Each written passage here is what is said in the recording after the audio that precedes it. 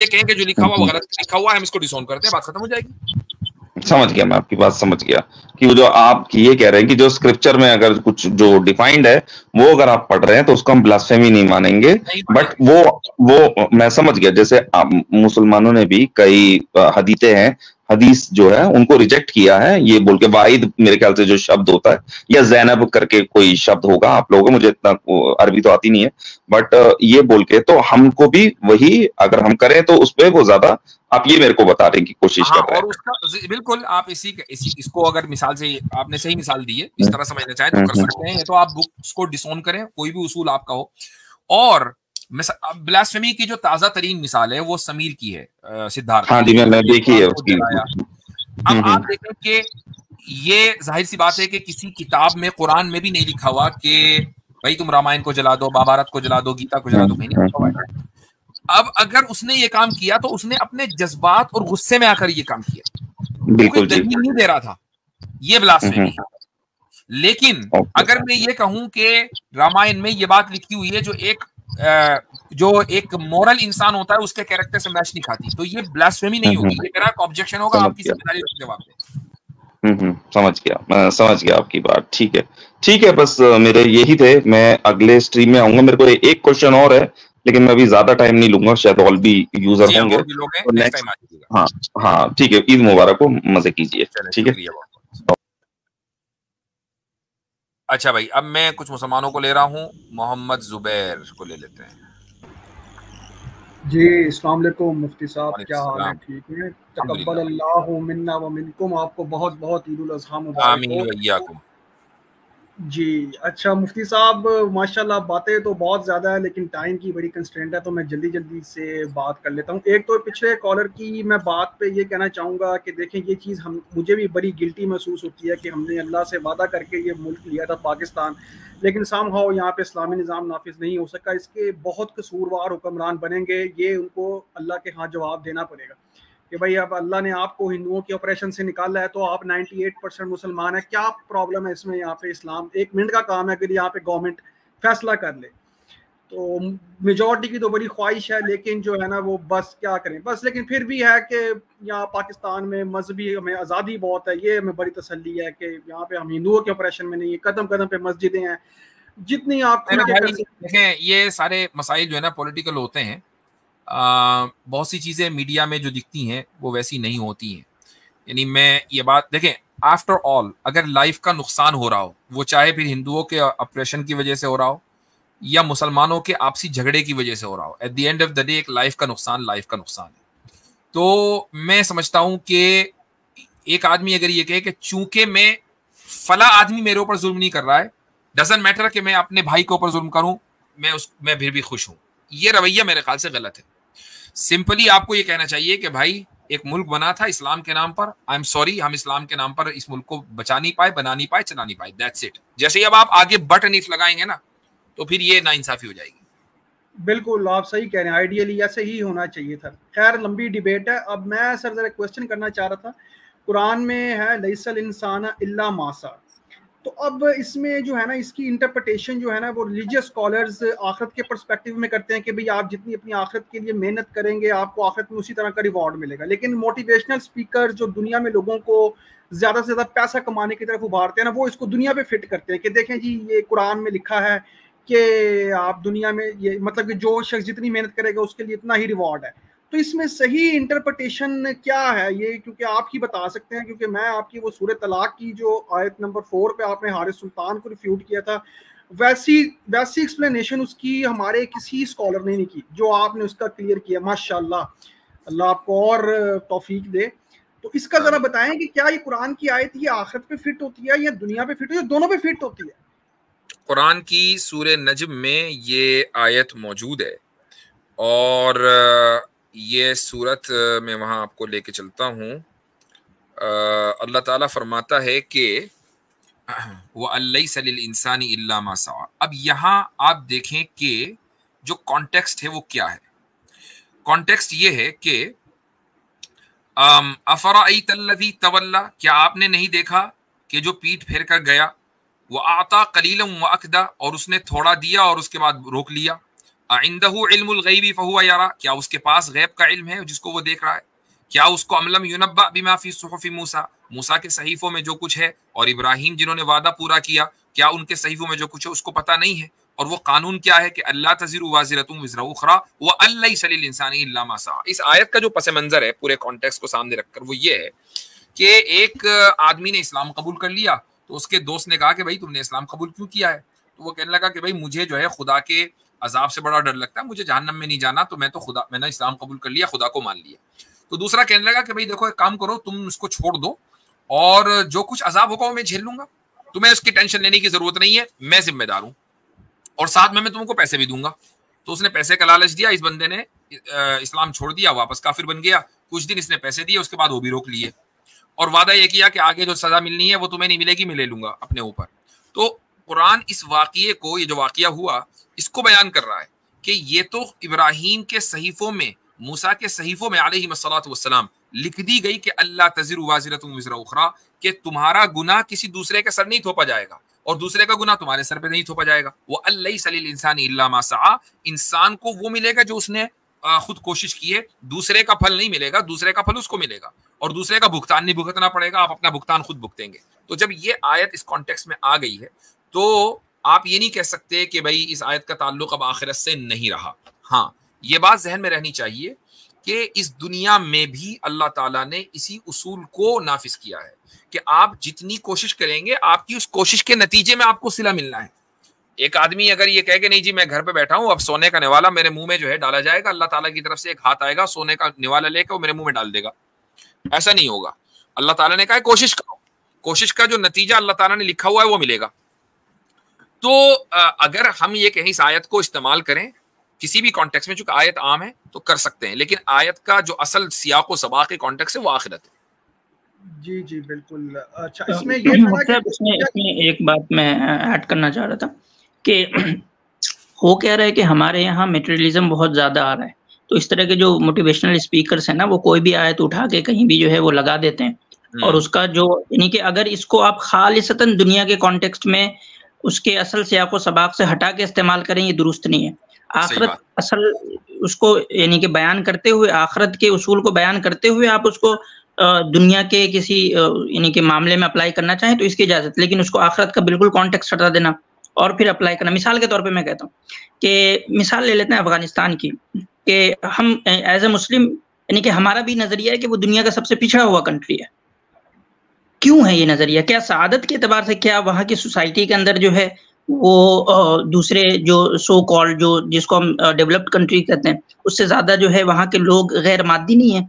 क्या वहाँ का जो सोसाइटी है, मैं पहले की भी बात कर रहा हूँ, मतलब 2021 से पहले भी एज अ सोसाइटी, क्या वो ज्यादा इस्लाम के वैल्यूज से ज्यादा करीब नहीं था बनिस्बत उन सोसाइटी के जो अपने आप को जो है ज्यादा तरक्की याफ्ता मानते हैं?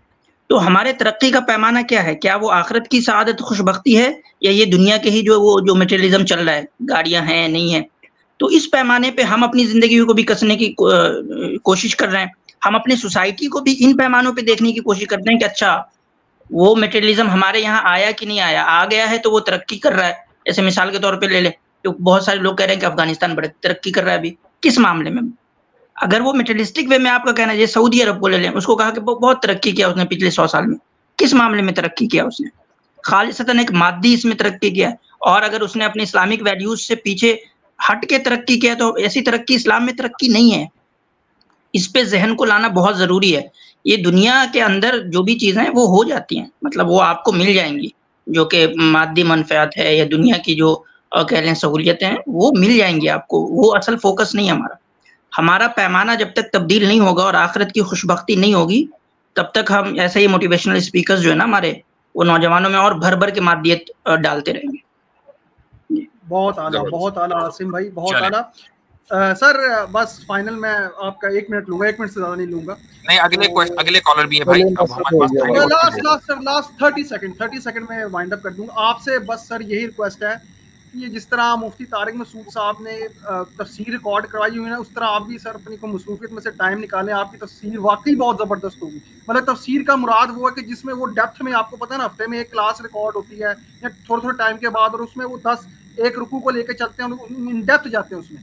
उस तरह की सर अगर आप कोशिश करें, बड़ी इनायत होगी आपकी, बड़ी बड़ी करम नवाजी होगी, क्योंकि आपका जो लेवल है ना माशाल्लाह, जो आपने सूरह तलाक पे उस बदबख्त हारिस सुल्तान को रिफ्यूट किया था ना, वो कोई नहीं, वो वैसी किसी ने एक्सप्लेनेशन नहीं की पूरे तलाक। चले ठीक है भाई, हो गया, चले कीजिएगा इंशाल्लाह, अल्लाह ताला तौफीक दे तो जरूर करेंगे इंशाल्लाह। बहुत शुक्रिया। चलें ठीक। अच्छा जी, अगले कॉलर हैं, कॉलर ले रहा हूँ हजरत, मैं ले रहा हूँ। हाँ चले, जुल्करनैन को ले लें। अच्छा, ये परगीत शर्मा भी मौजूद हैं, तो इनको इसके बाद ले लेंगे, ठीक है जी। जी भाई जुल्करनैन, जुल्करनैन माइक अनम्यूट करें भाई अपना। चलें, लगता है तैयारी करनी चाहिए। हाँ, ये परगीत चले गए। ये जगन्नाथ है हजरत, शुरू से आए थे, तो इनकी आवाज उस टाइम थी नहीं, अब देख लेते हैं एक बार। हाँ जी, हेलो जी भाई। जी मुफ्ती साहब, मैं आपका स्ट्रीम शुरू होने से पहले आपका इंतजार कर रहा हूँ। ओके, बताएं। पहले आप आए थे, आपकी शुरू में ही आ गए थे आप तो, लेकिन वो ऑडियो चली नहीं थी ना। जी बोले। जी जी जी, इससे पहले जो भैया आए थे, मैं उन्हीं के सवाल में पूछना चाह रहा था कि जैसे कि उन्होंने आदम के बारे में बोला, तो क्या इस्लाम में अगर जरूरत पड़ी तो खुद के ही भाई बहन में शादी की इजाजत है, जैसे कि आदम के बच्चों के बाद हुई थी? इस्लाम में अगर जरूरत पड़ी तो खुद के भाई बहन में शादी की इजाजत है, ये आपका सवाल है। देखें, जैसे कि इसका जवाब ये है कि मुझे एक बात बताएं कि भाई बहन, क्या आपके यहाँ कजिन में शादी की इजाजत है? जी हमारे यहाँ तो नहीं है। नहीं है, क्यों? चूंकि भाई बहन है जी। तो आपने कजिन्स को भी भाई बहन का दर्जा दे दिया। अच्छा, दुनिया के अक्सर जगहों में वो मुस्लिम कंट्रीज भी हैं, क्रिश्चियंस भी हैं, क्या उनमें कजिन मैरिज अलाउड है? सर मुस्लिम कंट्रीज में है। नहीं, नॉन मुस्लिम में भी है, अमेरिका में भी है, इंग्लैंड में भी है, हर सब जगह है कजिन मैरिज अलाउड है। दुनिया के अक्सर मुल्कों में कजिन मैरिज अलाउड है। क्यों अलाउड है? क्योंकि वो भाई बहन नहीं है, इसलिए अलाउड है। क्योंकि इन तमाम मुल्कों में जहां पर कजिन मैरिज अलाउड है, वहां पर भाई बहन के दरमियान मैरिज अलाउड नहीं है। तो आप देखें कि कजिन को आपने भाई बहन माना और दुनिया की अक्सरियत ने भाई बहन नहीं माना, ठीक। अच्छा, अब ये साबित हुआ कि माँ बाप की जो औलाद है वो दो तरह की है। मैं अगले स्टेप पर जा रहा हूं। पहली औलाद के एक ही यानी एक ही मसलन समझ लें कि इसको इस तरह समझ लीजिए कि एक औरत के यहाँ ट्विंस हुए और उसके एक बहन और एक भाई, ये ट्विंस हैं। फिर उसके बाद अगली प्रेगनेंसी हुई और फिर ट्विंस हो गए, एक बहन और एक भाई। अब इन दोनों के दरमियान, चूंकि एक ही प्रेगनेंसी के नतीजे में जो बहन भाई हैं, इन दोनों के दरमियान जो रिश्ता है वो उससे ज्यादा मजबूत होगा जो दूसरी प्रेगनेंसी में बहन और भाई पैदा हुए हैं। न सिर्फ ये कि इमोशनली वो दोनों ज्यादा अटैच होंगे, बल्कि फिजिकल अपीयरेंस भी उनमें सिमिलैरिटी भी ज्यादा होंगी। समझ गए ना जी। अच्छा, लेकिन जो दो अलग अलग प्रेगनेंसी से भाई बहन हैं, उनके वो अगरचे भाई बहन का ताल्लुक है, माँ बाप एक हैं, लेकिन उनमें वो इमोशनल अटैचमेंट उतना नहीं होगा और इसी तरीके से फिजिकल सिमिलैरिटी उतनी नहीं होगी जितना कि आपस में उन दोनों के दरमियान है। ये हम दिन रात देखते हैं, ठीक। अच्छा, अब जब ये बात साबित हो गई तो इस्लाम का एक उसूल वो है कि जो कभी चेंज नहीं होगा। वो उसूल ये है कि एक औलाद अपने माँ बाप के साथ शादी नहीं कर सकती और माँ बाप अपनी औलाद के साथ शादी नहीं कर सकते। इस उसूल में कोई तब्दीली कभी नहीं होगी, चाहे कैसी जरूरत पड़ जाए। अच्छा, एक दूसरा उसूल ये है कि जिसमें तब्दीली जरूरत के मुताबिक हो जाती है, वो ये है कि माँ बाप या दादा दादी की औलाद में आपस में निकाह हो सकता है या नहीं। दादा दादी की जो औलाद होती है वो आपस में कजिन है, ठीक है, और माँ बाप की जो औलाद होती है वो आपस में भाई है। अब आपके यहाँ दादा दादी की औलाद में भी निकाह नहीं हो सकता, हमारे यहाँ दादा दादी की औलाद में निकाह हो सकता है। इसका मतलब ये है कि अगर ये चीज इमोरल है तो ये ऑब्जेक्टिवली या यूनिवर्सली इमोरल नहीं है। इसमें जरूरत के मुताबिक, कल्चर के मुताबिक, दीन के मुताबिक चेंज है। तो हजरत आदम अलैहिस्सलाम इस दुनिया में आए तो उस वक्त जरूरत थी नस्ल को चलाने की। तो उस वक्त यह हुआ कि माँ बाप की औलाद में आपस में अगर निकाह हो रहा है तो उस निकाह को वक्ती जरूरत की वजह से जायज करार दिया गया, चूंकि ये चीज तब्दील होती रहती है जिस तरीके जो मैंने आपको इतनी सारी मिसालें दी हैं। हाँ, लेकिन जो जी उसूल तब्दील नहीं होगा वो ये नहीं होगा कि ये नहीं हो सकता था कि किसी लड़की से हजरत आदम खुद शादी कर लेते, ये पॉसिबल नहीं है। जी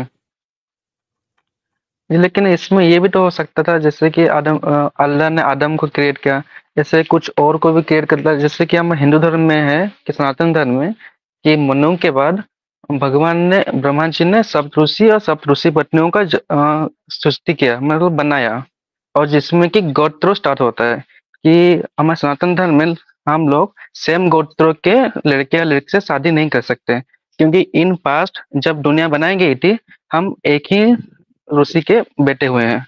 इस तरह इस्लाम में भी हो सकता था। देखिए, हो एक सजेशन तो कुछ भी आप दे सकते हैं कि यूं हो सकता था, वो हो सकता था। मैं ये कहता हूं कि सवाल ये कि आपने जो बताया कि जी वेद में लिखा हुआ है वही आइडियल क्यों है? हम तो कहते हैं गोत्र का जो निजाम है बहुत खराब निजाम है। हमारे मुफ्ती साहब, जी इनसे गोत्र के बारे में जगन्नाथ भाई आप बताएंगे, जब यानी आपके अकॉर्डिंग जो है वो इंसान की नस्ल कैसे चली?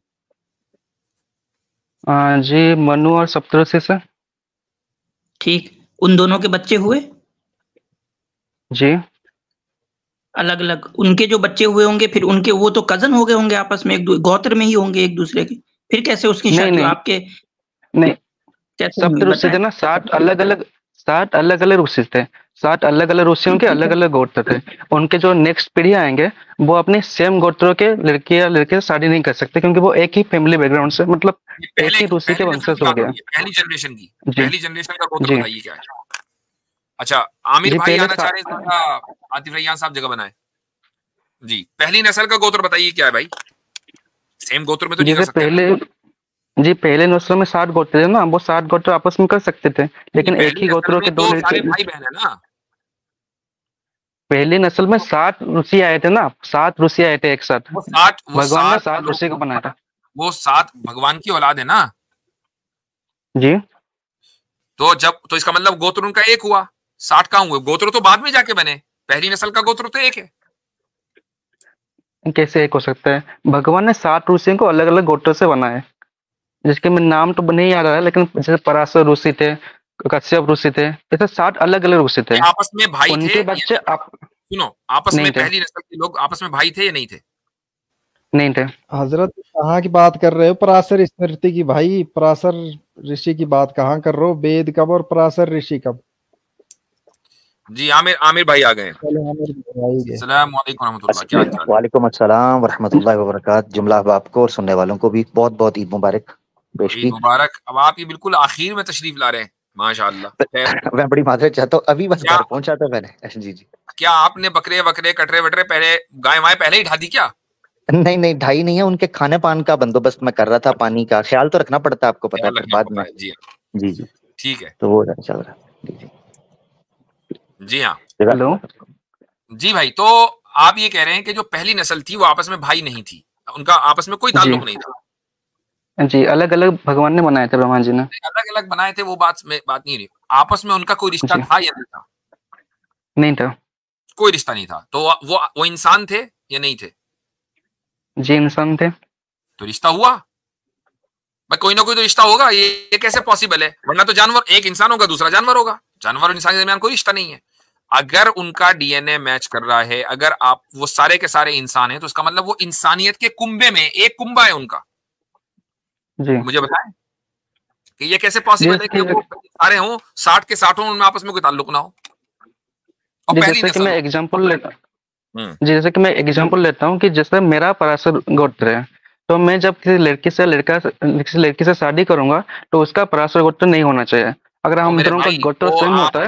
आप 2 करोड़ साल आगे आ चुके हो, करोड़ों साल आगे आ चुके हो। मैं बात कर रहा हूँ पहली नस्ल की। पहली नस्ल का जो पहली नस्ल है इंसानियत की, या तो आप देखें 2 ऑप्शन है, या तो आप कहें कि उनका गोत्र एक था चूंकि सब आपस में रिश्तेदार थे, या आप ये कहें कि वो सारे के सारे इंसान नहीं थे, एक इंसान था, दूसरा कुछ और था, तीसरा कुछ और था। ये मतलब स्पीशीज ही अलग थी। अगर एक ही स्पीशी है तो फिर पहली नस्ल में ताल्लुक होना, रिश्तेदारी होना जरूरी है, उसके बगैर पॉसिबल ही नहीं है। या तो ये माने या वो माने। जी कैसे पॉसिबल नहीं है? जैसे कि भगवान ने 7 इंसान बनाए, तो अलग अलग गोत्र क्यों नहीं बना सकते? चले जी ठीक है, जैसे 7 कि इंसान है ना, वो 7 इंसान है ना, तो जी इंसानियत में शेयर कर रहे हैं ना, वो जी इंसानियत शेयर कर रहे हैं ना, जी तो रिश्तेदार हो गए और पहली नस्ल है। कैसे? जैसे रिश्तेदारी जैसे तो मेरी भी आपसे है, मैं बता रहा हूँ, रिश्तेदारी मेरी भी आपसे है, लेकिन जी हम इतने नीचे आ गए हैं तो इसलिए हम आप एक दूसरे को पहचानते नहीं है, लेकिन मैं और आप अगर पहली नस्ल होते तो हम तो भाई होने थे। जी, वैसे तो आप ऐसे ही बोलेंगे क्योंकि आदम और हवा को अल्लाह ने एक ही टाइम में बनाया था, एक ही नस्ल के, तो आपके आर्गुमेंट के हिसाब से वो दोनों भी भाई बहन हो जाएंगे क्योंकि तो वो पहली नस्ल के। आप मुझे बताएं कि क्या आप तमाम इंसानियत को एक कुंबा नहीं मानते? जी, एक कुम्मा मानते हैं, लेकिन इस बुनियाद पे मानते हैं भाई, हम अलग आप अलग, आप तो हमें भाई मानने को तैयार ही नहीं है, तो आप सारी लेकिन हम इंसानियत को एक कुंबा एक ही कैसे मानते स्पीसीज से हैं? हैं। जी, हम एक ही स्पीसीज से है ना। एक स्पीशी है ना, तो एक कुंबा हुआ, जी तो पहली नस्ल भी एक ही स्पीशी है, तो एक कुंबा हुआ। जी सर, आप समझ नहीं पा रहे हैं मैं क्या बोलने की कोशिश कर रहा हूँ। समझ रहे हैं, बहुत दूर तक लेके चले गए हम आपको, आप नहीं समझ पा रहे हैं कि हो क्या रहा है। जी देखिए, अगर मैं एक और एग्जांपल लूं, जैसे कि मैं मेरे सामने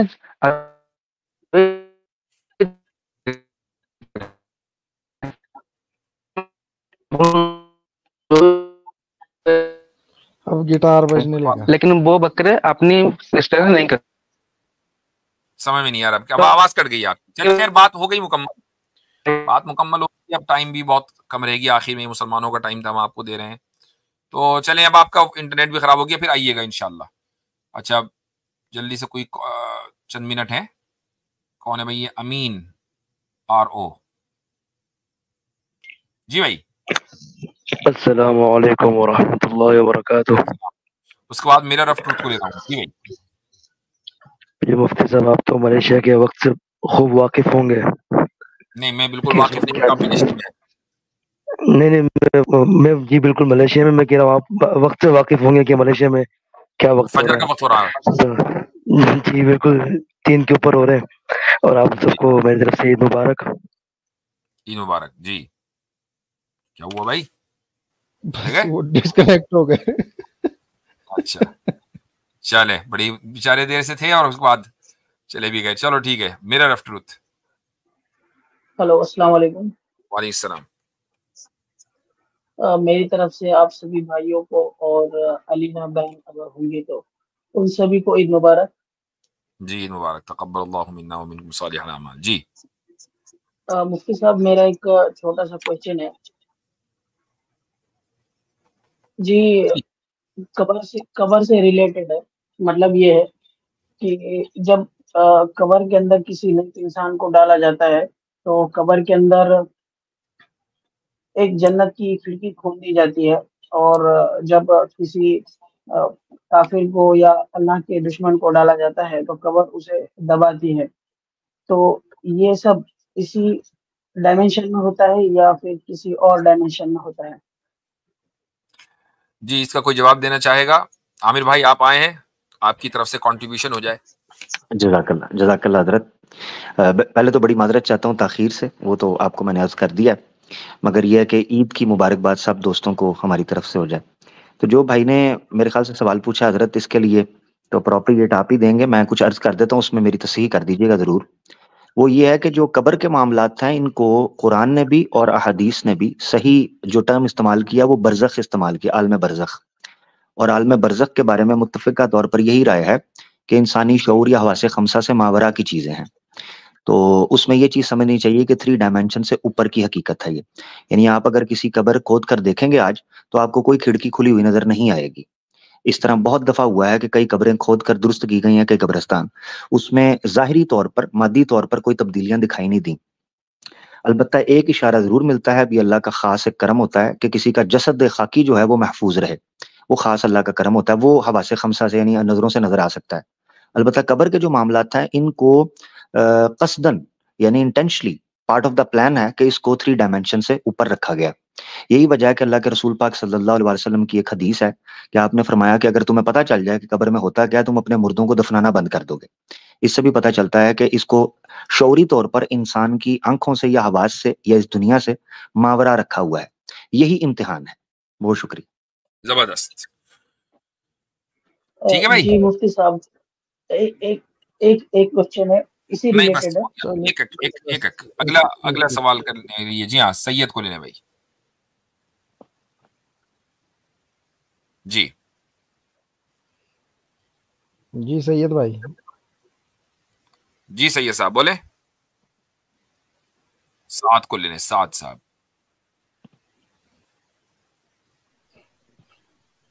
जी अस्सलाम वालेकुम मुफ्ती साहब। वालेकुम अस्सलाम। पहले तो सबको ईद मुबारक। हमारे तो इधर ईद हो गई। आमिर भाई को भी बहुत ईद मुबारक। आतिफ जान साहब को भी, आसिम भाई को भी ईद मुबारक। जी ईद मुबारक।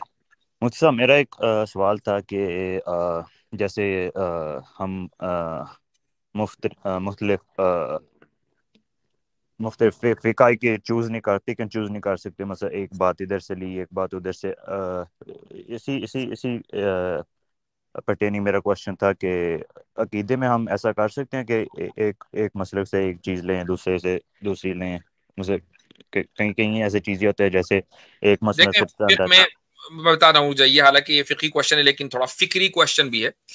मैं समझ गया आपका, लेकिन मुख्तसर बता रहा हूँ कि फिक्र में हम अलग अलग इसलिए नहीं लेते हैं चूंकि फिक्र का ताल्लुक प्रैक्टिस से है। तो हमारी जो प्रैक्टिकल लाइफ है उसके अंदर कंसिस्टेंसी होनी चाहिए, बदनज़मी नहीं होनी चाहिए, अनारकी नहीं होनी चाहिए कि आज कुछ कल कुछ। अकीदे का ताल्लुक आपकी सोच और आपके दिमाग दिल से है।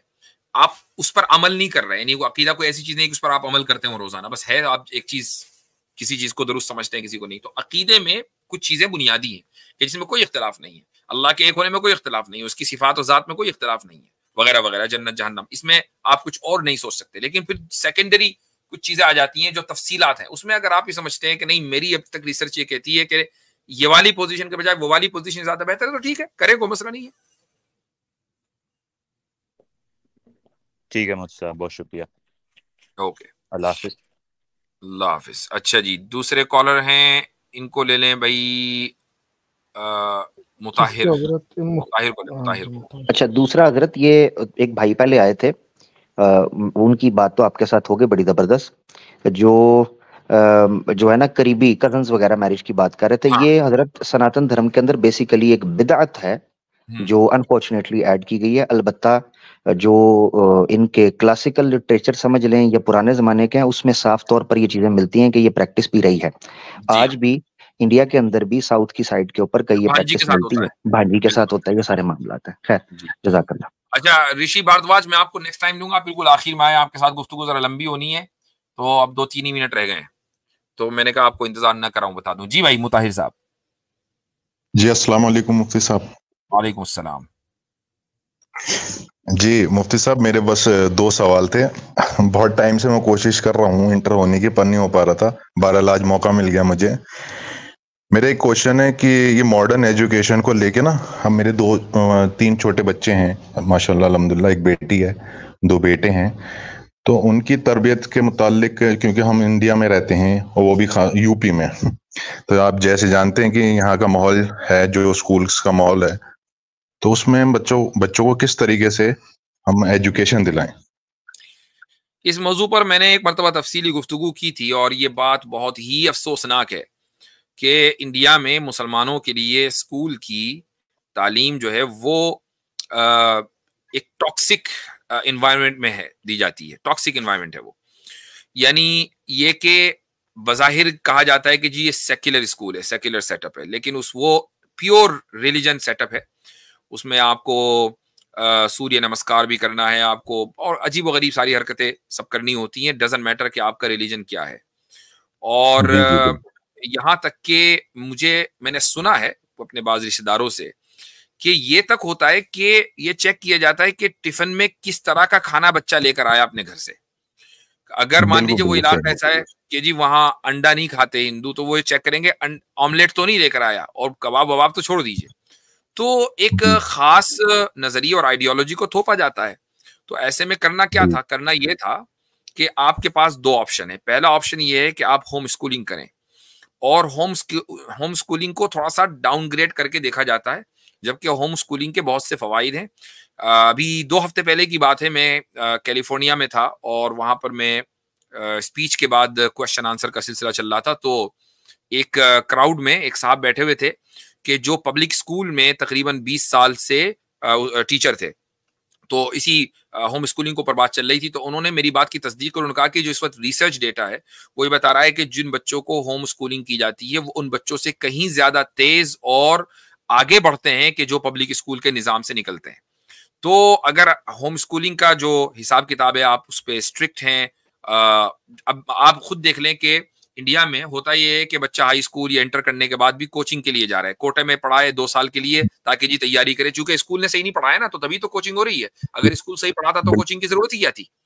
तो जी जी बिल्कुल, अगर आप होम स्कूलिंग के ऊपर तवज्जो दें और इस तरह के निजाम प्रोग्राम्स हैं इंडिया में, तो आप उस टॉक्सिक इन्वायरमेंट से अपने बच्चे को बचा सकते हैं। उसकी एक सूरत ये हो सकती है कि भाई जो लाइक माइंडेड पेरेंट्स हैं वो एक जगह जमा हो, एक कोच को हायर कर लें, ट्रेनर जो कोचिंग कराए, और अपने बच्चे को हर साल आप अपनी बैठक के अंदर 5-6 बच्चे लेकर आए, मुसलमान बच्चे, और एक टीचर को रखें अपने पास, वो आपको उस जो होम स्कूलिंग का जो करिकुलम है उसके एतबार से पढ़ाएगा, एग्जाम दिलाएं और इस तरीके से बच्चे को वो एजुकेशन दिलाएं। तो ये उस वक्त तक है जब तक कि हम स्कूल कायम नहीं कर रहे हैं। जब हम स्कूल कायम कर लेंगे अपने, तो इंशाल्लाह ये जरूरत भी पूरी हो जाएगी। जी अब जैसे अब हम स्कूल में जैसे बच्चों को, जैसे आपने अभी मुझे एक राय दी कि होम स्कूलिंग कराएं, लेकिन वो जो अटेंडेंस जो बच्चों के स्कूल में जो जरूरी होती है कि भाई आपकी इतनी अटेंडेंस नहीं है तो बच्चे जो है एग्जाम नहीं दे पाएंगे, फिर उसमें मतलब मसला थोड़ा सा पड़ जाएगा। नहीं, कोई मसला नहीं है उसमें।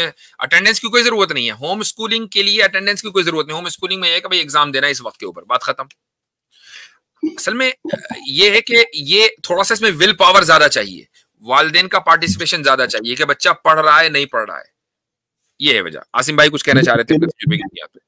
जी इसमें एक तो ये देखें ना कि आपको एक तो बोर्ड्स के जहाँ एग्जाम्स होते हैं, बस उसमें जो है आपको एग्जाम्स की जरूरत है, बाकी तो वो डमी होते हैं जहाँ बोर्ड्स नहीं होते ना। क्लास असल में क्या ना कि अब तो जो है बच्चों की जो मेंटलिटी जो चेंज करी जा रही है, वो तो आप ये समझिए कि फर्स्ट क्लास से ही चेंज कर दी जा रही है। हाई स्कूल तक तो बच्चा बिल्कुल टेक्निकल इश्यूज पे बात कर रहा हूँ कि जो अटेंडेंस वगैरह से रिलेटेड या डिग्री वगैरह से रिलेटेड है, तो डिग्री की जरूरत वहां पड़ती है जहाँ बोर्ड्स होते हैं। बोर्ड से पहले जो भी होते हैं वो डमी डिग्रीज होती है, उसकी कोई वैल्यू नहीं होती है, वो बस डमी के तौर पे काम करता है।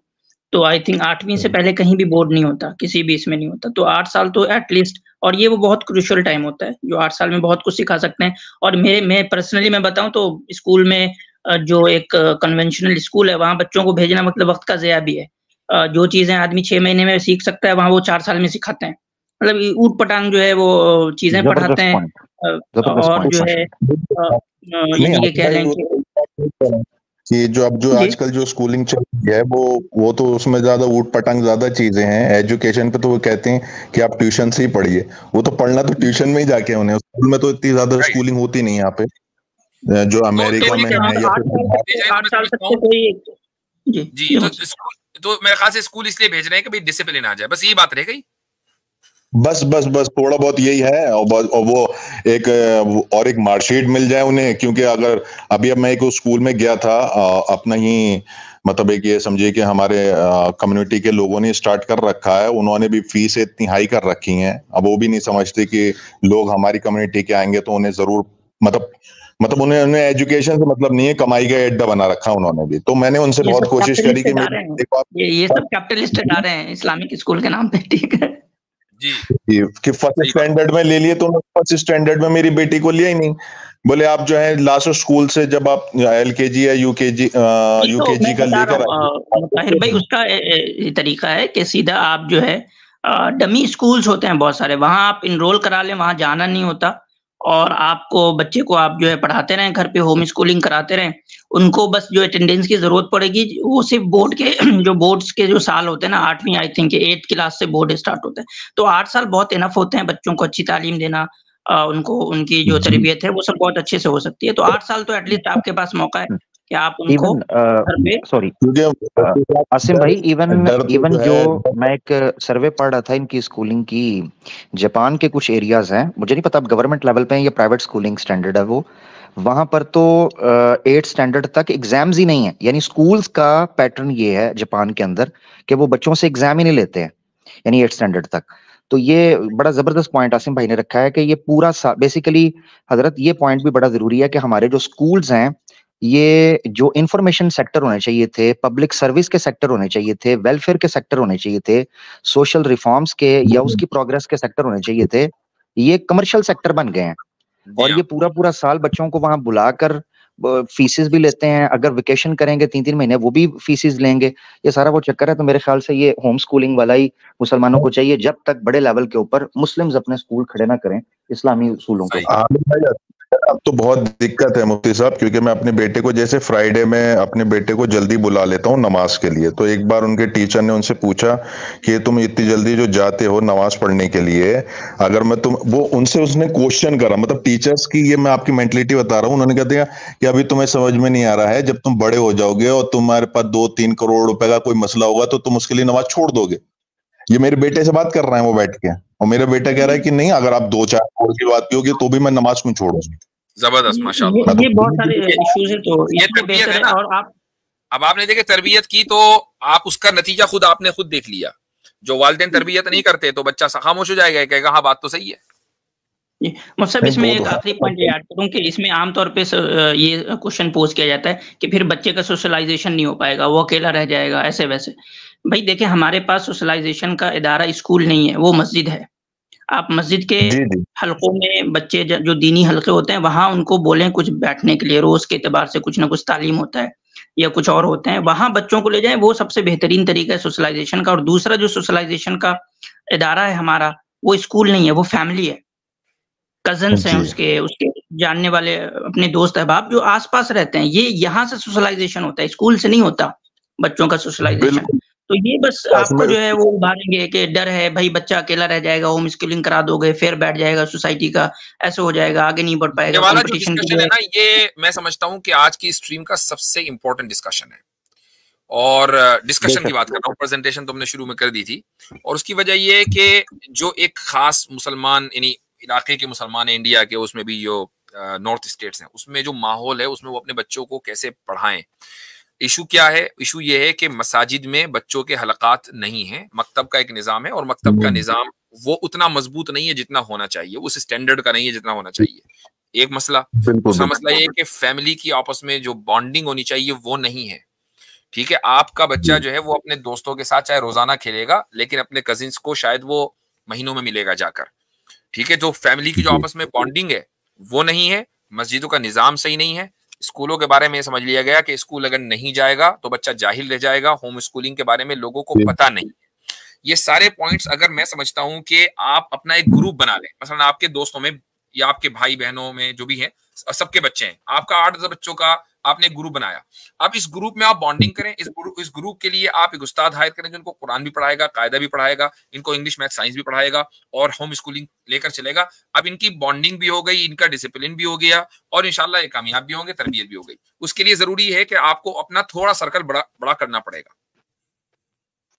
अच्छा, होम स्कूलिंग के ये इस पे कंक्लूड कर बता दूं, मेरे खानदान में अभी मेरे फैमिली में 7 बच्चे हैं और मैंने कह दिया कि कोई बच्चा स्कूल नहीं जाएगा। उन सब की तालीम की जिम्मेदारी जो है वो मेरी है, मैं कैसे करूंगा, लेकिन स्कूल कोई नहीं जाएगा।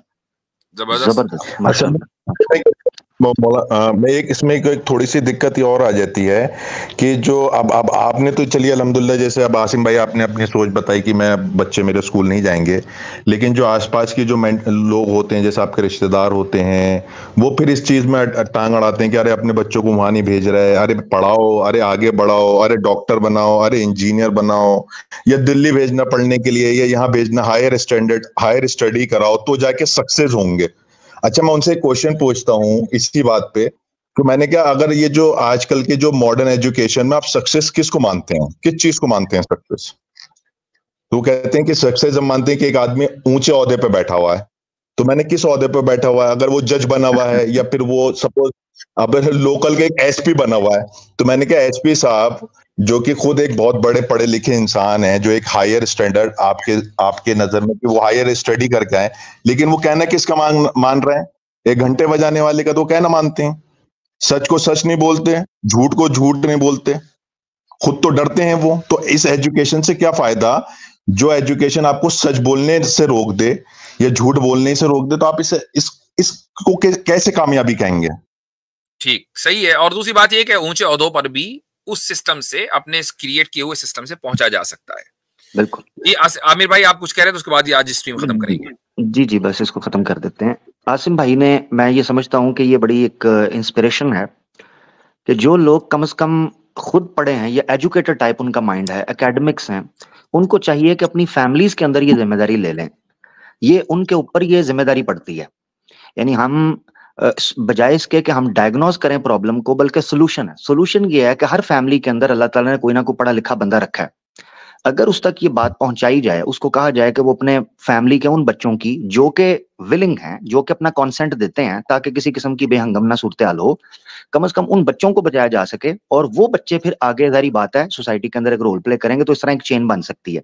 एक तो ये चीज थी। दूसरा, मैं ये होम स्कूलिंग हजरत इतना बड़ा सेकुलर सिस्टम को और सेकुलर एम्पायर को थ्रेट है कि यूरोप में कुछ केसेस ऐसे देखे गए हैं कि बकायदा उन फैमिलीज को क्रैकडाउन किया गया, नॉन मुस्लिम फैमिलीज को जो होम स्कूलिंग कर रही थी, उनके खिलाफ क्रैकडाउन किया गया। दैट मीन्स कि सेकुलर लॉबी को या एम्पायर को पता है कि होम स्कूलिंग उनके एजेंडे को किस तरह ढा देगी। So that's why it's really important कि फैमिलीज इस चीज को समझें। बहुत शुक्रिया। अच्छा, मुफ्ती साहब,